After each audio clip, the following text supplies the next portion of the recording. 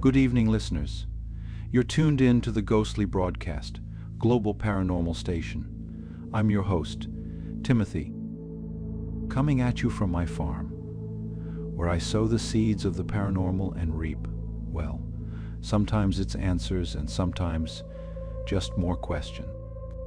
Tonight, we journey to the cradle of man, Africa, a land rich in diverse cultures and peoples, but also covered in the scars of conflict, scars that run deep.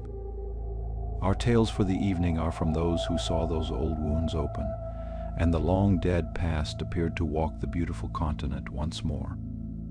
So sit back, dim the lights, and settle in. If you haven't already, don't forget to like, subscribe, and hit the bell icon to join us on our journey into the unknown. Now, let's get to our first story.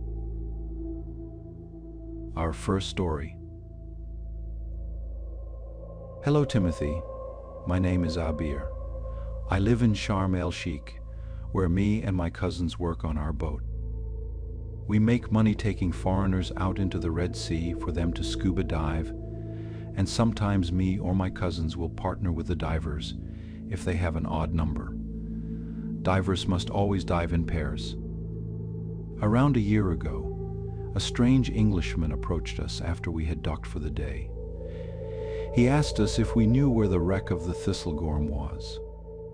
We told him that we did. It is one of the best-known wrecks in Sharm El-Sheikh. The Thistlegorm is an old British ship that was sunk during their war with the Germans. The tourists enjoy it for all the old guns, trucks, and trains on the deck. We told him we could take him the next morning, and it would take us a few hours to get there. This is when he insisted that we take him now, during the night. This wasn't the first person to ask. There are normally a lot of boats moored there during the day, and some people want to dive the wreck without too many people. But it was late. We told him that it would be nearly midnight by the time we refueled, filled up some air tanks, and made it to the wreck. That's when he offered us more money than we could make in a season. It is also when I began to feel uneasy. My cousins and I discussed what to do, but we decided to indulge the crazy Englishman and take him to the wreck. We drew lots for who would dive with him, and I lost. As we made our way out to the wreck, he shuttered himself away in the cabin. He was muttering to himself into a tape recorder and reading from a stack of papers he had brought on board with him.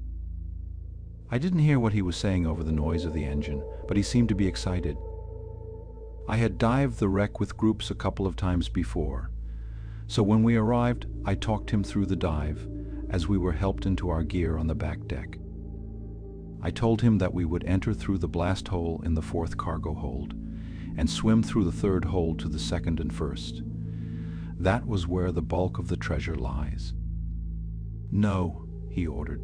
"The third hold is what I want to see." "Why?" I asked. "There's nothing to see. The third hold is empty." But at one point, it wasn't, he said with a strange smile that sent a chill up my spine. Looking over the back of the dive deck, I shined my torch into the depths. The wreck is shallow enough to see the superstructure of the boat. I explained that he would need to follow me, and we did one more final check before entering water and descending. Quiet calm of the dark ocean is normally a soothing sensation. I find it calms the soul to float peacefully under the surface of the Red Sea, but on that night, in the darkness, the ship looked menacing, a hungry and evil thing lurking just below the surface. Entering through the wide, jagged hole in the metal, torn like paper by bombs, we swam to the empty hold ahead of us.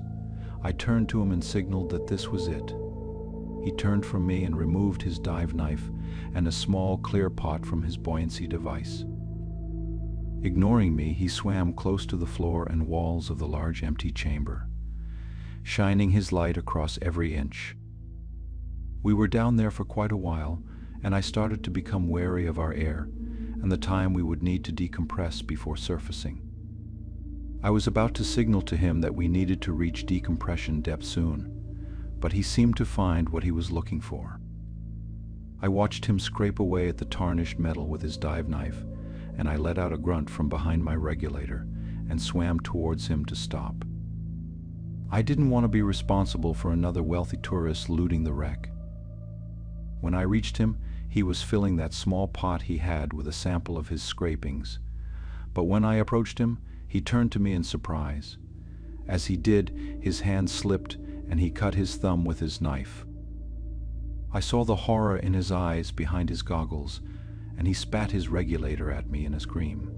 I grabbed it and tried to get it back in his mouth, but his eyes had rolled back. The man was kicking and throwing himself around in a fit. I grabbed onto his arms and I felt his bones snap under his skin, like they were made of twigs. After grappling with him, feeling crunches and breaks underneath his wetsuit, his seizing seemed to ease. I put my secondary octopus regulator into his mouth and made for the surface. 5 minutes felt like 5 hours while I held onto the ship's moorings at our decompression depth. We surfaced and I screamed for my cousins to help. They hauled him aboard. "My God, his bones," one of them shouted. We gave him our emergency oxygen as we sped back to the harbor, radioing for emergency services to meet us there. I didn't know what to tell them. I didn't even know what I'd seen. When we arrived, the ambulance took him. I heard a few days later that the man had died of his wounds. Whatever those wounds were, the only one I'd seen was the cut on his thumb. I still had his papers and his tape recorder on board, and I worked up the courage to look at them. I wanted to know what this man had died for. I like to think my English is quite good, as I regularly use it in my line of work with tourists, but when I read through his papers, there was much I didn't understand. While most of the writing was covered in black bars, there was some that I could make out. Still, after seeing that something had been on board that ship, I wanted nothing more to do with it. I took the boat out on my own and dumped it all into the sea. I had seen enough to know not to go looking. My worry is, and it is why I'm writing to you, is that whatever weapons of war were on board the Thistlegorm when it sank, at least one must have been recovered. It is still out there somewhere in the world, and after seeing the fear in that man's eyes, I worry that it may one day return. Our second story. Dear Timothy, my name is James, and I have been a ranger at the Ol Pejeta Conservancy in Kenya for most of my life. Our primary role is to protect the wildlife on the Conservancy from poachers. Unfortunately, global trades in exotic creatures' body parts and the godless who believe in magic medicine have made my job necessary. We take care of animals that teeter on the brink of extinction. For some now, it is only a matter of time. Regardless, we are steadfast in our duty to protect them. The reason I am writing to you today is to tell you of something that I witnessed with my own eyes.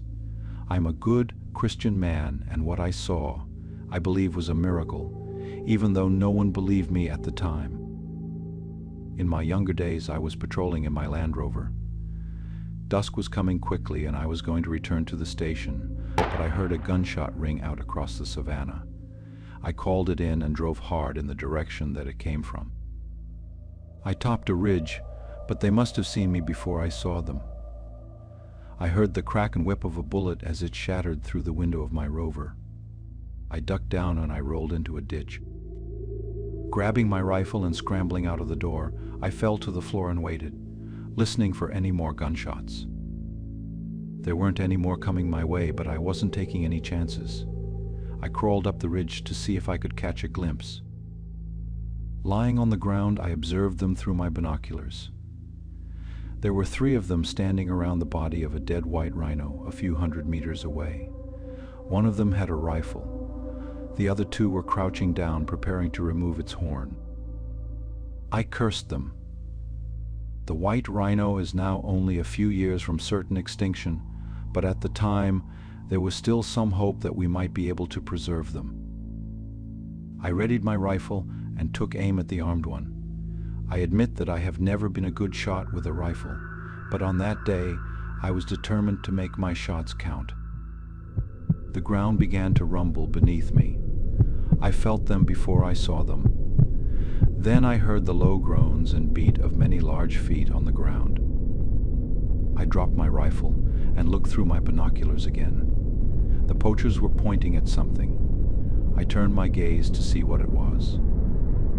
The largest herd of white rhinos that I had ever seen was stampeding towards them at great speed. An impossible number of them, hundreds. There were not that many left in the world and nowhere they could have come from. They charged at the poachers and were on top of them in an instant. Through clouds of dust and the rumble of the stampede, I heard their muffled screams. The herd swept over them like a flash flood of great beasts before disappearing over the other ridge behind the brush. Through my binoculars, I saw the trampled, broken bodies of the poachers. Forgetting my radio, I sprinted down towards the scene. I hoped that maybe the rhino might still be alive. When I got there, my fears were realized. The rhino, a male, had died. There was hardly anything left of the poachers. They had been squashed and mangled by the great herd.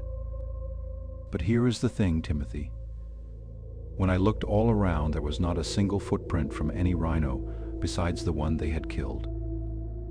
I had watched them kick up a storm of dust, but there was no sign they had ever been there. Not a single trace. I turned my head this way and that for an answer, and then I saw it. A single rhino stood atop the hill that I'd seen the herd move for. It stared at me before turning and following in their footsteps.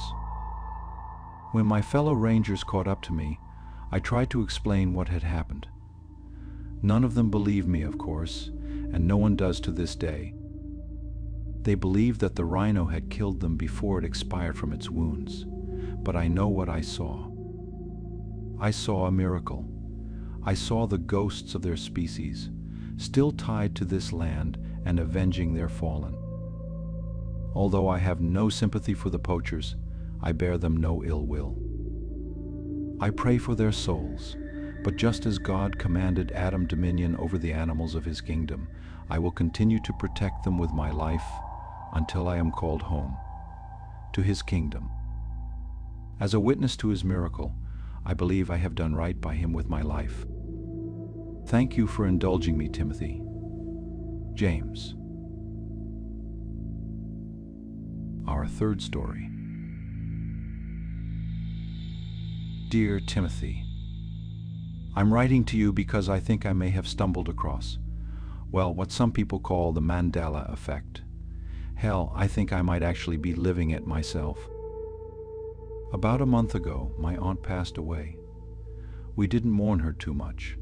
She was an abhorrent racist and a nasty, bitter woman who warred with our family, and many of us are glad to be rid of her. Something that was almost like an inside joke within the family were the years during and after Mandela's presidency. She would constantly go into mad tirades of conspiracy theories. Sometimes, especially after a few drinks, she would scream that K-word should be dead. She'd be going on and on saying, I have proof. He died in the 80s. I taped his effing funeral. We all just dismissed it as her being the crazy old racist that she was. That was until she died. None of her siblings, my late mother included, were left to wrap up her affairs, so it was left to me and my husband to go through her things. Just a load of odds and sods, bits and pieces here and there, but then we found a box of tapes. Mainly just old family tapes from holidays and Christmases. That was until we came across one that looked like it had been watched a few times too many. My husband popped it into her VHS player, and we couldn't believe our eyes. In plain view was a newscaster saying, "We now move live to the funeral of Nelson Mandela." And there it was. The anchor reporting from the funeral was speaking. A controversial figure, Mr. Mandela died while undergoing treatment for illness in prison. Although the mood here is solemn, there is still a deep sense of division and mistrust surrounding his death. "This can't be real," my husband exclaimed. So we decided to try some more similar-looking tapes.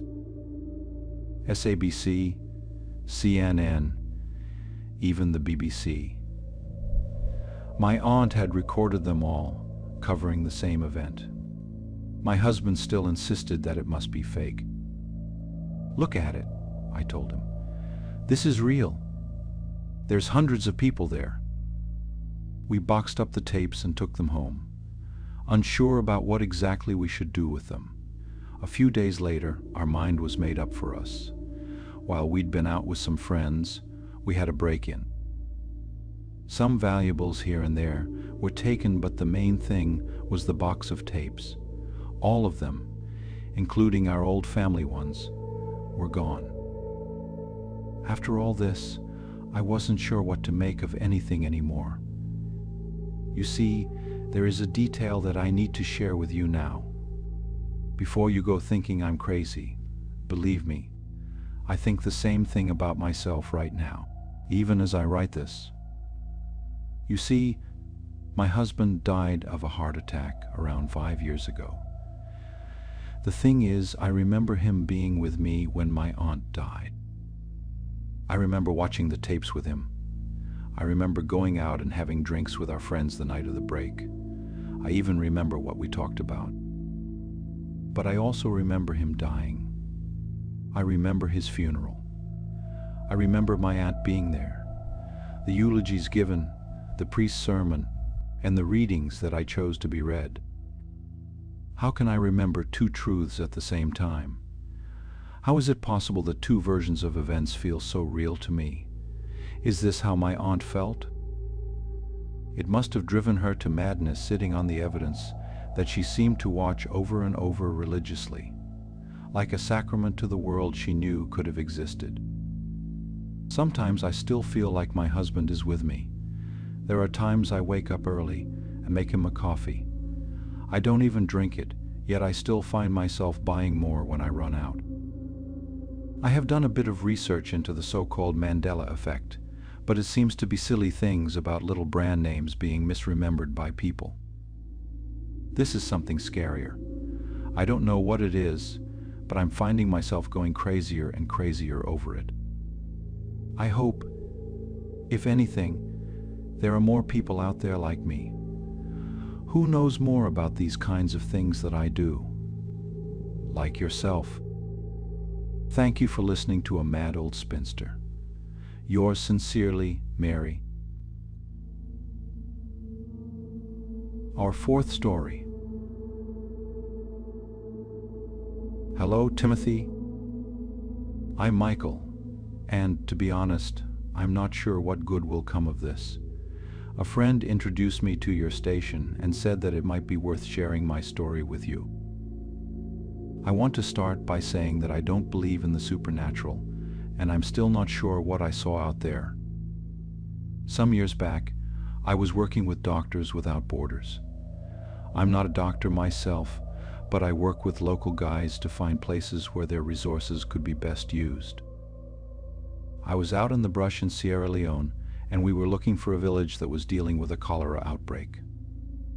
The crew, our guides and I came across a village that looked completely abandoned. Recently, I might add. The fires were still warm and there was freshly caught fish hanging outside of some of the huts. As it was getting late, I made the call to post up for the night. At that point, Osman, one of the guides, objected. He pulled me to one side and whispered frantically to me, "We cannot stay here." "Why not?" I asked. His eyes darted around, and he looked at the rest of the crew who were already unpacking their overnight gear and setting up to cook. "Mr. Michael, I know you people don't share our beliefs, but there are witches at work here. Do you not see it? There are no people here. They must have left quickly." "I understand your concerns, Osman, but it's getting dark.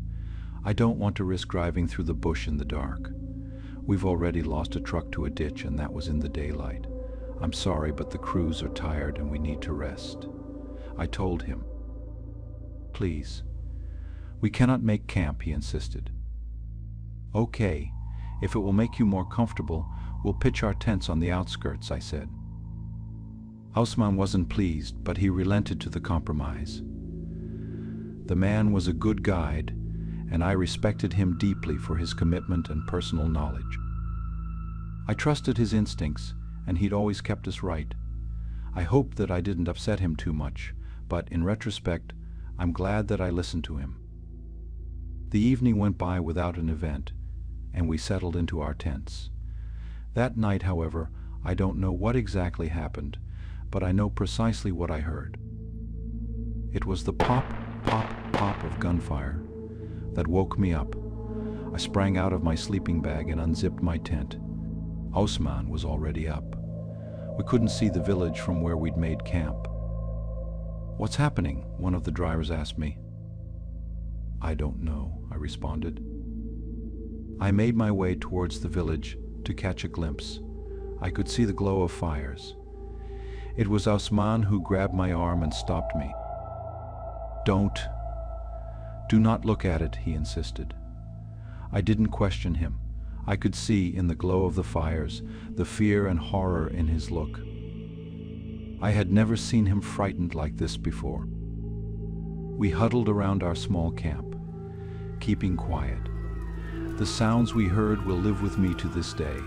Laughing, burning, screams of pain, the thud of blades on flesh and bone. Gunfire, a macabre celebration where the victims were the main attraction. How could people do this to one another? We were powerless to help them in the night. We were powerless to help them at all, as we found out in the morning.